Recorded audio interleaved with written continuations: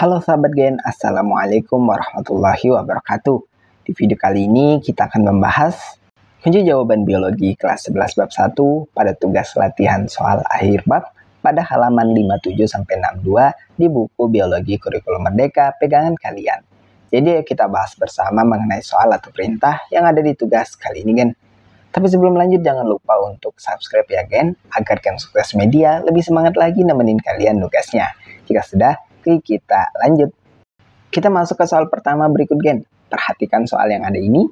Eritrosit harus diproduksi terus-menerus di sumsum merah tulang. Eritrosit berfungsi mengedarkan oksigen ke seluruh jaringan melalui pengikatan oksigen oleh hemoglobin. Namun, pada eritrosit terjadi respirasi secara anaerob. Ciri-ciri eritrosit yang berkaitan dengan pernyataan tersebut adalah titik-titik. Gen, jawaban yang benar adalah eritrosit tidak memiliki inti sel dan mitokondria. Eritrosit atau sel darah merah pada mamalia, termasuk manusia, kehilangan inti sel dan mitokondria mereka selama diferensiasi.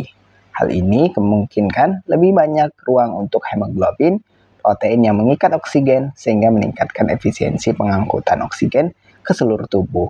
Selain itu, karena tidak memiliki mitokondria, eritrosit mengandalkan respirasi anaerobik untuk menghasilkan energi. Kita lanjut ke soal kedua berikut Gen. Jari telunjuk Rina terluka dan berdarah akibat terkena silet. Setelah diberikan obat antiseptik dan dibalut dengan kain kasa, beberapa hari kemudian lukanya tertutup oleh jaringan baru. Teori sel yang paling sesuai dengan peristiwa tersebut adalah titik-titik. Gen, teori sel yang paling sesuai dengan peristiwa tersebut adalah semua sel berasal dari sel sebelumnya. Luka yang tertutup oleh jaringan baru menunjukkan bahwa sel-sel baru terbentuk untuk menggantikan sel-sel yang rusak. Proses ini sesuai dengan prinsip bahwa semua sel berasal dari sel sebelumnya, yang merupakan salah satu konsep dasar dari teori tentang sel. Kita masuk ke soal ketiga berikut Gen. Di dalam sel hidup, terdapat makromolekul seperti karbohidrat, lipid, protein, dan asam nukleat. Komponen penyusun karbohidrat dan protein digambarkan dalam irisan dua himpunan sebagai berikut. Jadi di sini ada diagram Venn yang merupakan irisan dua himpunan antara penyusun karbohidrat dan protein. Nah, jika nomor 2 adalah hidrogen dan nomor 3 adalah oksigen, bagian untuk keterangan A, B, 1, dan 4 secara berurutan adalah titik-titik. Bagian untuk menyelesaikan soal tersebut, kita perlu memahami diagram Venn yang menggabungkan komponen penyusun karbohidrat dan protein. Kita ingat nomor 2 adalah hidrogen, yang merupakan komponen umum, kita kasih warna biru. Nomor 3 adalah oksigen, yang merupakan komponen umum, kita kasih warna merah. Himpunan A dan B mewakili karbohidrat dan protein. Nah, untuk menentukan bagian yang ditunjukkan oleh A, B, 1, dan 4 secara berurutan, kita harus memahami letak masing-masing bagian dalam diagram Venn. Bagian, perhatikan pembahasan berikut. Bagian A adalah himpunan biru, karena hidrogen keterangan 2 dan oksigen keterangan 3 adalah komponen umum yang muncul dalam kedua himpunan. Bagian A eksklusif untuk protein saja. Kemudian untuk bagian B adalah himpunan merah, karena hidrogen dan oksigen tadi adalah komponen umum yang muncul dalam kedua himpunan. Bagian B ini khusus untuk karbohidrat. Untuk bagian 1 adalah bagian eksklusif atau bagian khusus dalam himpunan protein yang tidak terdapat dalam karbohidrat. Untuk bagian keempat adalah bagian eksklusif dalam himpunan karbohidrat yang juga terdapat dalam protein. Dengan mengacu pada komponen umum dan spesifik, protein mengandung nitrogen yang tidak ada dalam karbohidrat. Karbohidrat terutama mengandung karbon yang juga ada dalam protein. Jadi berdasarkan informasi ini, bagian yang ditunjukkan oleh A, B, 1, dan 4 secara berurutan adalah protein untuk A, karbohidrat untuk B, nitrogen untuk 1 karena bagian ini khusus untuk protein, dan karbon untuk 4. Jadi opsi yang bisa kita pilih adalah opsi D. Kita masuk ke soal keempat berikut Gen. Perhatikan soal yang ada ini. Di sini disediakan gambar sel. Teori sel menyatakan bahwa sel merupakan unit hereditas. Unit hereditas tersebut dapat ditemukan pada bagian yang ditunjukkan oleh nomor titik-titik. Bagian teori sel menyatakan bahwa sel merupakan unit hereditas, yang berarti bahwa informasi genetik yang diwariskan terdapat dalam struktur tertentu dalam sel. Informasi genetik ini berada pada DNA. nukleus inti sel untuk keterangan gambar 1 merupakan organel yang mengandung DNA dalam bentuk kromatin atau kromosom. Nukleus adalah pusat kendali sel eukariotik dan tempat utama penyimpanan materi genetik. Kita masuk ke soal kelima berikut, Gen. Perhatikan soal yang ada ini. Di sini lagi-lagi disediakan berupa 3 irisan diagram Venn. Bagian 1, 2, 3, dan X adalah organel sel. Jika 3 nukleus bagian 1, 2, X, dan Y secara berurutan adalah titik-titik. Again, untuk menjawab soal ini, mari kita pahami terlebih dahulu informasi yang diberikan dari pilihan yang ada. Nukleus untuk keterangan 3 terletak di irisan ketiga lingkaran, menunjukkan bahwa nukleus memiliki karakteristik yang sama dengan semua organel lain yang disebutkan. Dan untuk bagian 1 adalah karakteristik yang hanya dimiliki oleh bagian berwarna biru. Bagian 2 adalah karakteristik yang hanya dimiliki oleh bagian berwarna merah. Untuk X adalah karakteristik yang dimiliki bersama oleh bagian 1 dan 2. Sedangkan untuk Y adalah karakteristik yang dimiliki bersama oleh bagian 1, 2, dan 3 yang merupakan nukleus. Jadi berdasarkan informasi tersebut didapat hasil analisis sebagai berikut. Bagian 1 hanya dalam lingkaran biru adalah mitokondria. Bagian 2 hanya dalam lingkaran merah adalah kloroplas. Bagian X, irisan antara biru dan merah adalah ribosom. Bagian Y, irisan antara biru, merah, dan ungu adalah DNA. Hal ini didasarkan pada penjelasan bahwa mitokondria dan kloroplas sama-sama memiliki ribosom. Dan mitokondria, kloroplas, dan nukleus itu sama-sama mengandung DNA. Jadi jawabannya adalah B, yaitu mitokondria, kloroplas, ribosom, dan DNA secara berurutan untuk menyatakan bagian 1, 2, X, dan Y secara berurutan. Kita masuk ke soal ke-6 berikut, Gen. Perhatikan soal yang ada ini. Kita diminta untuk memperhatikan gambar dan organel sel prokariotik berikut. Jadi ada 6 organel sel prokariotik yang disebutkan di soal ini. Dan bagian yang dapat ditemukan pada sel ganggang tersebut adalah ditunjukkan oleh nomor titik-titik. Bagian, jika kita fokus pada karakteristik umum yang dapat tumpah tindih antara sel prokariotik dan sel ganggang, kita dapat mempertimbangkan organel yang mungkin dimiliki keduanya. Ganggang dapat memiliki pertama membran sel. Ini sama dengan membran plasma pada sel prokariotik. Kemudian bisa memiliki ribosom dan flagel. Adapun dinding sel, plasmid, dan nukleoid ini lebih spesifik untuk sel prokariotik dan tidak umum ditemukan pada sel ganggang. Dengan demikian, bagian dapat ditemukan pada sel ganggang yang mirip dengan organel sel prokariotik ditunjukkan oleh nomor, yaitu membran sel untuk keterangan 2, ribosom untuk keterangan 4, dan flagel untuk keterangan 5. Jadi jawaban yang bisa kita pilih adalah opsi D, 2, 4, dan 5. Kita lanjut ke soal ke-7 berikut, Gen. Perhatikan soal yang ada ini. Engelmann melakukan percobaan dengan cara meletakkan bakteri aerob di sekitar ganggang Spirogyra. Pengamatan dilakukan dengan menggunakan mikroskop. Bakteri tersebut akan bergerak dan berkerumun di organel sel titik-titik. Bagian percobaan Engelmann terkenal dalam sejarah biologi karena menunjukkan hubungan antara cahaya dan fotosintesis. Dalam percobaannya, Engelmann menggunakan ganggang Spirogyra dan bakteri aerob untuk menunjukkan daerah fotosintesis yang paling aktif. Ganggang Spirogyra memiliki kloroplas yang merupakan tempat terjadinya fotosintesis. Dalam percobaan ini, ketika ganggang terpapar cahaya, kloroplas dalam ganggang akan melakukan fotosintesis dan menghasilkan oksigen. Bakteri aerob yang memerlukan oksigen untuk hidup akan bergerak menuju daerah yang memiliki konsentrasi oksigen tinggi, yaitu di sekitar kloroplas. Jadi bakteri aerob tersebut akan bergerak dan berkerumun di organel sel berupa kloroplas. Masuk ke soal ke-8 berikut, Gen. Perhatikan gambar percobaan yang ada ini. Hasil percobaan dan fakta gejala yang terjadi setelah dibiarkan selama 60 menit adalah titik-titik. Again, perlu diketahui, proses yang terjadi adalah osmosis. Air akan bergerak dari luar, yaitu larutan hipotonik, ke dalam sel-sel kentang yang merupakan larutan hipertonik, karena perbedaan konsentrasi. Air bergerak melalui membran semipermeabel dari area dengan konsentrasi air tinggi ke area dengan konsentrasi air rendah. Nah, hasil yang diharapkan adalah volume larutan gula dalam kentang itu akan bertambah karena air masuk ke dalam kentang, di mana volume larutan gula di dalam kentang akan meningkat. Dan fakta gejalanya yaitu osmosis terjadi pada sel berdinding, yaitu dalam hal ini kentang, karena air masuk ke dalam sel yang berdinding tersebut. Dengan demikian, hasil percobaan dan fakta gejala yang terjadi adalah volume larutan gula bertambah, di mana terjadi osmosis pada sel berdinding. Kita lanjut ke soal 9 berikut gen. Perhatikan soal yang ada ini. Peserta didik kelas 11 melakukan percobaan dengan cara merendam beberapa potongan kentang berbentuk dadu dalam larutan garam 30%.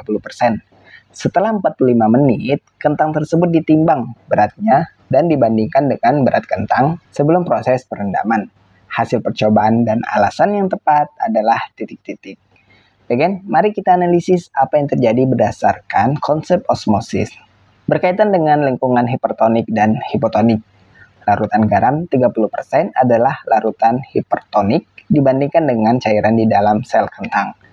Ketika sel berada dalam larutan hipertonik, air akan keluar dari sel menuju larutan hipertonik untuk mencapai keseimbangan osmotik. Nah, hasil yang diharapkan itu terjadi perubahan berat kentang karena air keluar dari sel kentang menuju larutan garam yang lebih pekat. Berat kentang akan berkurang. Alasannya, cairan sel keluar dari sel kentang karena lingkungan luar lebih hipertonik dibandingkan dengan cairan di dalam sel. Jadi hasil percobaan yang tepat yang bisa kita pilih adalah opsi B, di mana perubahan berat kentang adalah berkurang dengan alasan yaitu cairan sel keluar sebab lingkungan hipertonik. Kita masuk ke soal ke-10 berikut gen. Perhatikan organel yang ada ini. Jadi ada 8 organel yang disebutkan pada soal nomor 10 ini. DNA merupakan jenis asam nukleat yang berperan dalam sintesis protein dan sebagai informasi genetik. Selain di dalam inti sel, asam nukleat ternyata dapat ditemukan pada beberapa organel yang ditunjukkan oleh nomor titik-titik. Bagian DNA adalah jenis asam nukleat yang berperan dalam sintesis protein dan sebagai informasi genetik. Selain di dalam inti sel, DNA juga dapat ditemukan di beberapa organel sel lain. Berikut ini adalah organel yang relevan dengan keberadaan DNA. Pertama, untuk ribosom itu tidak mengandung DNA, nukleoid ini mengandung DNA khususnya pada sel prokaryotik, sentrosom itu tidak mengandung DNA, plasmid ini mengandung DNA terutama pada sel prokaryotik, membran sel tidak mengandung DNA, lisosom tidak mengandung DNA, kloroplas itu mengandung DNA namun hanya dalam sel tumbuhan dan beberapa protista. Sedangkan mitokondria juga mengandung DNA dan ditemukan pada sel eukariotik. Dengan demikian, organel sel yang mengandung DNA selain di dalam inti sel adalah nukleoid pada keterangan 2, plasmid pada keterangan 4, kloroplas pada keterangan 7, dan mitokondria pada keterangan 8. Jadi opsi yang bisa kita pilih adalah C, 2, 4, 7, dan 8. Kita masuk ke soal ke-11 berikut gen. Perhatikan soal yang ada ini. Dilakukan pengamatan menggunakan mikroskop cahaya dengan perbesaran 100 kali terhadap sel-sel gabus yang diambil dari kulit batang tua dengan sel-sel epidermis bawang merah segar. Hasil pengamatan tersebut menunjukkan perbedaan struktur yang paling nyata, yaitu titik-titik. Again, untuk menjawab pertanyaan ini, kita harus memahami struktur sel gabus dan sel epidermis bawang merah, serta apa yang dapat diamati di bawah mikroskop cahaya dengan perbesaran 100 kali. Yaitu pertama untuk sel gabus adalah sel mati yang berfungsi sebagai pelindung. Sel gabus tidak memiliki protoplasma karena sel ini sudah mati. Sel gabus memiliki dinding sel yang tebal dan berlapis lignin untuk memberikan kekuatan dan perlindungan. Adapun untuk sel epidermis bawang merah, itu adalah sel hidup yang berfungsi sebagai pelindung dan memiliki protoplasma. Sel epidermis memiliki nukleus dan komponen sel lainnya, serta dinding sel epidermis umumnya lebih tipis dibandingkan dengan dinding sel gabus. Jadi perbedaan yang paling nyata berdasarkan pengamatan di bawah mikroskop cahaya adalah sel gabus tidak memiliki protoplasma karena sel gabus adalah sel mati yang tidak memiliki komponen internal seperti nukleus, sitoplasma, dan organel lainnya. Jadi jawaban yang bisa kita pilih adalah opsi B, sel gabus tidak memiliki protoplasma. Kita lanjut ke soal ke-12 berikut gen. Daun tanaman putri malu akan bergerak menutup dan tampak seperti layu jika disentuh di bagian ujungnya. Hal ini disebabkan adanya aliran air dari sel-sel yang terkena sentuhan menjauhi daerah sentuhan sehingga kadar air sel di daerah sentuhan aliran air antar sel terjadi melalui titik-titik. Bagian Aliran air antar sel tanaman biasanya terjadi melalui struktur khusus yang disebut plasmodesmata. Plasmodesmata adalah saluran kecil yang menghubungkan sitoplasma, sel-sel tetangga, memungkinkan transportasi air, ion, dan molekul kecil lainnya di antara sel-sel tersebut. Dalam kasus gerakan daun putri malu, sentuhan menyebabkan aliran air dan perubahan tekanan turgor di dalam sel-sel di area yang terkena sentuhan. Plasmodesmata memainkan peran penting dalam mengatur dan memfasilitasi aliran air ini. Dengan demikian, opsi yang bisa kita pilih adalah opsi C dengan aliran air antar sel terjadi melalui plasmodesmata. Kita masuk ke soal ke-13 berikut Gen. Perhatikan soal yang ada ini. Dilakukan uji terhadap ekstrak hati dan daging ayam dengan cara meneteskan larutan H2O2 pada tabung reaksi yang berisi ekstrak hati, ternyata menghasilkan gelembung gas lebih banyak daripada ekstrak daging ayam. Alasan hal tersebut adalah titik-titik. Bagian untuk menjawab pertanyaan ini, kita perlu memahami peran organel seluler dan enzim yang terlibat dalam proses yang menghasilkan gelembung gas ketika larutan hidrogen peroksida ditambahkan. Hidrogen peroksida adalah produk samping dari berbagai reaksi metabolisme dalam sel dan sangat beracun jika terakumulasi. Enzim katalase yang ditemukan di dalam peroksisom memecah hidrogen peroksida menjadi air dan oksigen yang menghasilkan gelembung gas. Tentunya sel hati memiliki banyak peroksisom yang mengandung enzim katalase yang memecah hidrogen peroksida menjadi air dan oksigen. Nanti oksigen ini ditandai dengan gelembung gas. Ini menjelaskanlah mengapa lebih banyak gelembung gas yang terbentuk dalam tabung reaksi yang berisi ekstrak hati dibanding dengan ekstrak daging ayam, yaitu khususnya dari otot rangka. Nah, ekstrak hati mengeluarkan gelembung gas yang lebih banyak dibanding ekstrak daging ayam karena sel-sel otot, khususnya otot rangka, memiliki sedikit peroksisom yang berisi enzim katalase. Masuk ke soal ke-14 berikut Gen. Perhatikan soal yang ada ini. Penyakit Tay-Sachs merupakan kelainan bawaan dengan gejala kerusakan sel-sel saraf akibat penimbunan lemak di otak. Penyakit ini disebabkan oleh mutasi gen yang menyediakan perintah untuk membentuk enzim beta-heksosaminidase A yang berlokasi di organel sel titik-titik. Bagian penyakit Tay-Sachs adalah kelainan genetik yang serius di mana lemak menumpuk di sel-sel saraf khususnya di otak, menyebabkan kerusakan progresif pada sistem saraf. Penyakit ini disebabkan oleh kekurangan enzim beta-heksosaminidase A yang biasanya berperan dalam memecah gangliosida atau sejenis lipid dalam lisosom. Lisosom adalah organel seluler yang mengandung enzim-enzim yang memecah berbagai jenis molekul. Dengan kekurangan enzim beta-heksosaminidase A, gangliosida tidak dapat dipecah dan menumpuk di dalam sel, terutama di sel-sel saraf, yang menyebabkan kerusakan sel dan gejala penyakit Tay-Sachs. Jadi jawaban yang benar adalah lisosom untuk opsi A. Kita masuk ke soal ke-15 berikut Gen. Perhatikan soal yang ada ini. Dilakukan pengamatan secara mikroskopis terhadap sebaris sel dengan menggunakan lensa okuler 10 kali dan lensa objektif 10 kali. Hasilnya adalah sebagai berikut. Panjang rata-rata setiap sel yang sebenarnya adalah titik-titik mikron. Again, untuk menghitung panjang rata-rata setiap sel dalam satuan mikron atau mikrometer, kita harus mengikuti langkah-langkah berikut. Pertama, menghitung perbesaran total mikroskop. Jadi perbesaran totalnya adalah kita kalikan aja antara perbesaran lensa okuler dengan perbesaran lensa objektif. Maka didapat perbesaran total yaitu 10 kali kali 10 kali sama dengan perbesarannya adalah 100 kali. Kemudian untuk mengkonversi panjang pengamatan, pengamatan panjang dalam milimeter harus dikonversi menjadi mikrometer dengan kaidah 1 mm sama dengan 1000 mikrometer. Sehingga 20 mm kita kalikan aja dengan 1000 didapat dengan konversi satuan mikron atau mikrometer yaitu sebesar 20.000 mikrometer. Kemudian untuk menghitung panjang sebenarnya setiap sel adalah dengan persamaan berikut. Panjang sebenarnya sama dengan panjang pengamatan dibagi perbesaran total. Didapat panjang sebenarnya sama dengan 20.000 mikrometer dibagi 100 sama dengan 200 mikrometer. Kemudian untuk menghitung panjang rata-rata setiap sel didapat dengan persamaan panjang rata-rata setiap sel sama dengan panjang sebenarnya dari seluruh sel dibagi jumlah sel. Maka didapat panjang rata-rata setiap sel 200 mikrometer dibagi 8 sama dengan 25 mikrometer. 8 ini dari mana, Gen? 8 ini dari kotak-kotak yang ada ini. Yang jumlahnya adalah 8. Jadi jawaban yang bisa kita pilih untuk panjang rata-rata setiap sel yang sebenarnya adalah 25 mikrometer, yaitu pada opsi D. Kita masuk ke soal ke-16 berikut, Gen. Perhatikan soal yang ada ini. Siklus somatik pada organisme eukariotik multiseluler disajikan dengan skema berikut. Simpulan yang paling tepat adalah titik-titik. Bagian untuk menjawab pertanyaan ini, mari kita identifikasi tahapan-tahapan dalam siklus sel berdasarkan skema yang diberikan. Pertama, untuk penjelasan mengenai setiap fase berdasarkan skema.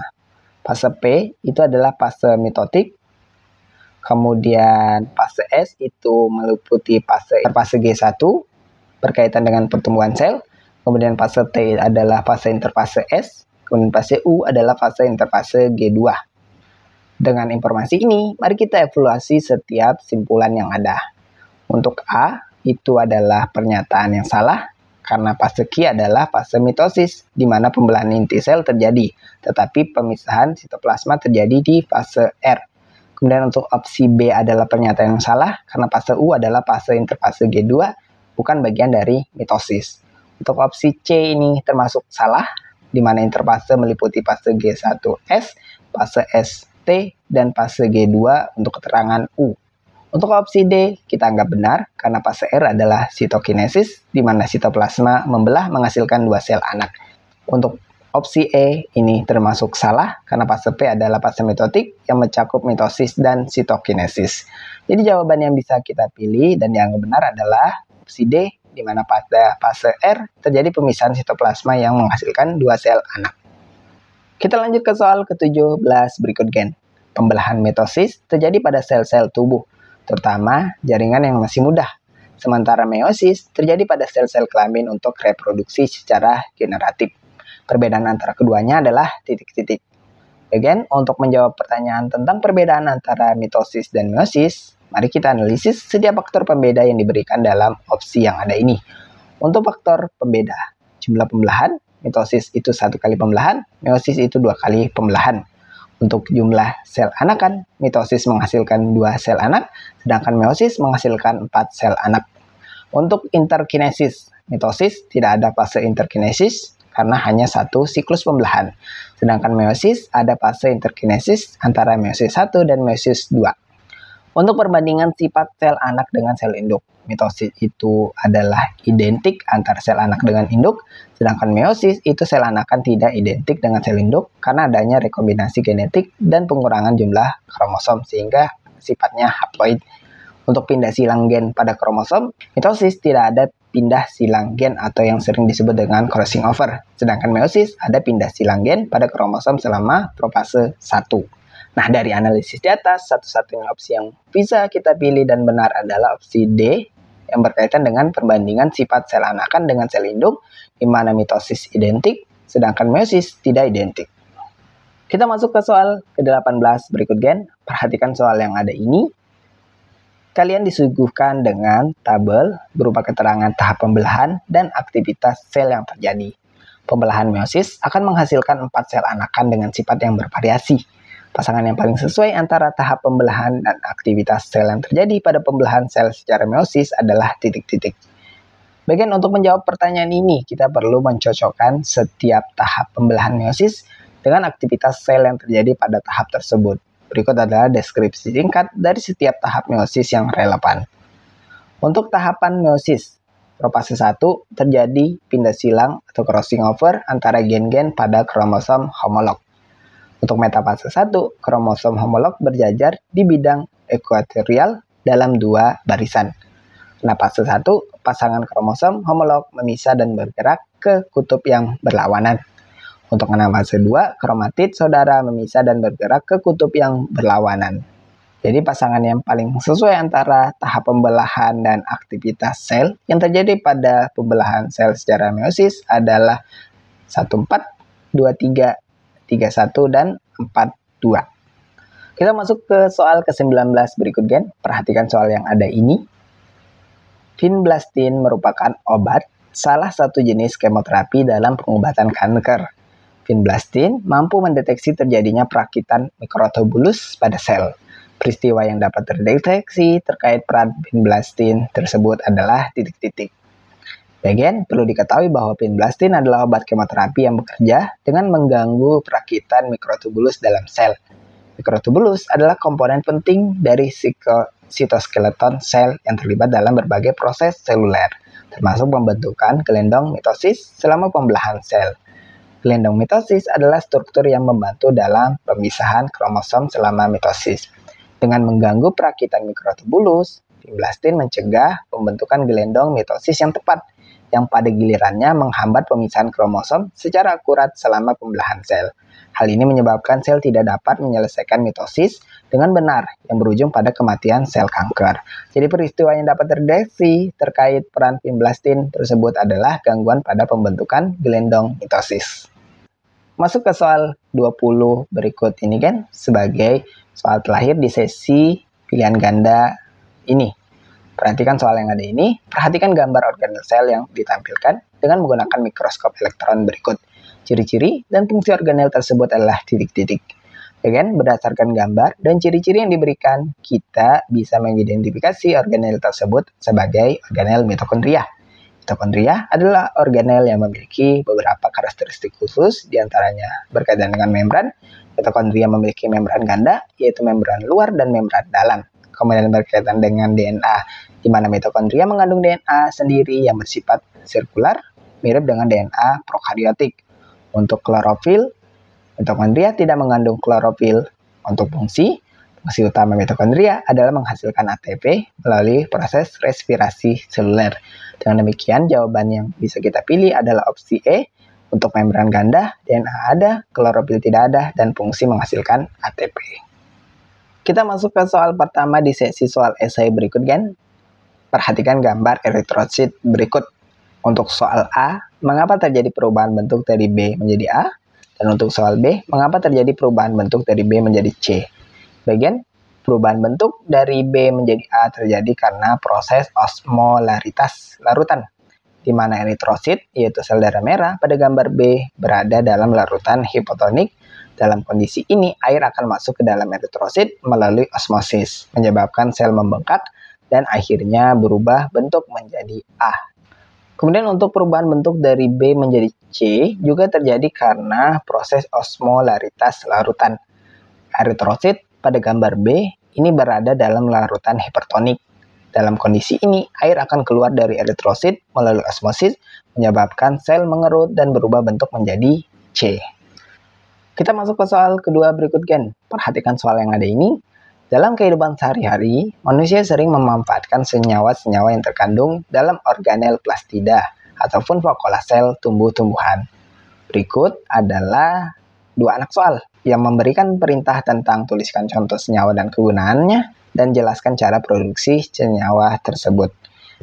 Berikut adalah contoh-contoh senyawa tersebut beserta kegunaannya dan tentunya cara memproduksinya. Pertama untuk senyawa klorofil. Kegunaannya adalah klorofil digunakan sebagai pewarna alami dalam industri makanan dan minuman. Kemudian kegunaan lain yaitu memiliki potensi sebagai antioksidan dan digunakan dalam suplemen kesehatan. Untuk cara memproduksinya yaitu ekstraksi klorofil dilakukan dengan cara menghancurkan daun hijau, misalnya saja bayam, dan mencampurnya dengan pelarut organik seperti etanol atau aseton. Kemudian campuran tersebut disaring untuk memisahkan klorofil dari sisa daun, dan klorofil murni dapat diperoleh melalui proses pemurnian lebih lanjut seperti kromatografi. Kemudian untuk contoh kedua ada senyawa alkaloid, contohnya adalah kafein. Kegunaannya yaitu kafein digunakan sebagai stimulan dalam berbagai produk minuman seperti kopi, teh, dan minuman energi. Kegunaan lainnya yaitu digunakan dalam industri farmasi sebagai bahan aktif dalam obat-obatan untuk mengatasi kelelahan dan meningkatkan konsentrasi. Untuk cara produksinya yaitu kafein diekstraksi dari biji kopi atau daun teh menggunakan metode ekstraksi pelarut, biji atau daun dihancurkan dan diekstraksi dengan air panas atau pelarut organik. Ekstrak kafein kemudian dimurnikan melalui proses kristalisasi dan distilasi untuk mendapatkan kafein murni. Kemudian untuk contoh ketiga yang bisa kalian tulis itu adalah senyawa antosianin. dengan kegunaan sebagai pewarna alami bisa dalam makanan dan minuman, kemudian memiliki sifat antioksidan yang bermanfaat untuk kesehatan. Cara produksinya yaitu ekstraksi antosianin biasanya dilakukan dari buah-buahan berwarna merah atau ungu seperti anggur, blueberry, atau bunga seperti bunga rosala. Kemudian buah atau bunga dihancurkan dan diekstraksi dengan pelarut asam seperti metanol yang mengandung asam klorida. Campuran disaring untuk memisahkan antosianin dari sisa material tumbuhan, dan pemurnian dilakukan melalui kromatografi untuk mendapatkan antosianin murni. Kita lanjut ke soal ketiga berikut kan. Perhatikan gambar siklus hidup hewan berikut. Organ apakah yang menghilang ketika hewan tersebut dewasa? Apa penyebab hal tersebut? Hubungkan jawabannya dengan fungsi organel sel. Bagian organ yang menghilang ketika hewan tersebut atau katak dewasa tumbuh adalah ekor. Penyebab hilangnya ekor pada katak dewasa adalah proses yang disebut apoptosis, yaitu kematian sel yang terprogram. Pada tahap perkembangan ini, sel-sel di ekor mengalami apoptosis karena ekor tidak lagi diperlukan untuk mobilitas katak dewasa. Hubungannya dengan fungsi organel sel adalah bahwa lisosom berperan penting dalam proses apoptosis. Lisosom mengandung enzim-enzim pencerna yang memecah dan mendaur ulang komponen-komponen seluler yang tidak lagi diperlukan, termasuk sel-sel di ekor berudu. Proses autolisis sendiri adalah salah satu peran dari organel lisosom. Terjadi proses autolisis atau perusakan sel-sel dengan cara membebaskan semua isi lisosom. Kita masuk ke soal keempat berikut kan. Perhatikan gambar sel-sel dalam jaringan darah berikut. Ada pada gambar keterangan X dan Y. Kemudian untuk soalnya, mengapa sel X tidak dapat melakukan pembelahan, baik secara amitosis, mitosis maupun meiosis? Dan untuk soal B, bagaimana cara pembelahan sel Y? Berikut pembahasannya, gen. Untuk sel X, ini berupa eritrosit atau sel darah merah, memang tidak dapat melakukan pembelahan, baik secara amitosis, mitosis maupun meiosis. Karena beberapa alasan berikut. Yang pertama, tidak memiliki nukleus. Sel darah merah matang tidak memiliki nukleus. Nukleus diperlukan untuk pembelahan sel karena mengandung DNA yang harus diduplikasi dan dibagi ke dalam sel anak selama proses pembelahan. Tanpa nukleus, eritrosit tidak memiliki bahan genetik yang diperlukan untuk pembelahan. Kemudian tidak memiliki organela seluler yang dibutuhkan untuk pembelahan. Sel darah merah juga kehilangan organela lain seperti mitokondria dan retikulum endoplasma selama proses pematangannya. Organela ini penting dalam menyediakan energi dan pengaturan proses-proses yang diperlukan untuk pembelahan sel. Kemudian alasan ketiga adalah karena fokus pada fungsi transportasi oksigen. Eritrosit telah berevolusi untuk menjadi sel yang sangat efisien dalam mengangkut oksigen. Kehilangan nukleus dan organela memberikan lebih banyak ruang bagi hemoglobin, protein yang mengikat oksigen, sehingga meningkatkan kapasitas pengangkutan oksigen. Kemudian untuk pembahasan pertanyaan poin B. Sel darah putih atau leukosit tidak dapat membelah diri atau bereproduksi dengan cara mereka sendiri setelah mereka sudah berdiferensiasi. Sel darah putih dihasilkan dari sel-sel stem yang terdapat di sumsum tulang belakang melalui proses yang disebut leukopoiesis. Kita masuk ke soal kelima berikut gen. Sebagai soal penutup kita di sesi tugas kali ini, perhatikan soal yang ada berikut. Perhatikan hewan yang sering kita jumpai di rumah ini. Hewan tersebut memiliki kemampuan untuk memutuskan ekornya saat menyelamatkan diri dari kejaran pemangsanya. Namun ekornya dapat tumbuh kembali. Pertanyaannya adalah jenis pembelahan apakah yang terjadi pada sel-sel ekor cicak yang sedang tumbuh? Kemudian jika setiap sel tubuhnya memiliki 38 kromosom, berapakah jumlah kromosom pada sel ekor yang baru? Bagian pada cicak, kemampuan untuk memutuskan ekor itu disebut autotomi, dan menumbuhkan kembali ekor yang hilang adalah contoh regenerasi. Pertama berkaitan dengan jenis pembelahan sel. Jenis pembelahan selnya adalah mitosis. Ini adalah proses pembelahan sel somatik di mana satu sel induk membelah menjadi dua sel anakan yang identik secara genetik, masing-masing dengan jumlah kromosom yang sama dengan sel induknya. Proses ini memastikan bahwa setiap sel baru memiliki informasi genetik yang lengkap dan identik dengan sel aslinya. Kemudian untuk jumlah kromosom pada sel ekor yang baru, jika setiap sel tubuh cicak memiliki 38 kromosom, maka sel-sel ekor yang baru juga akan tentu memiliki 38 kromosom. Ini karena mitosis menghasilkan sel anak yang identik dengan sel induknya dalam hal jumlah dan komposisi kromosom.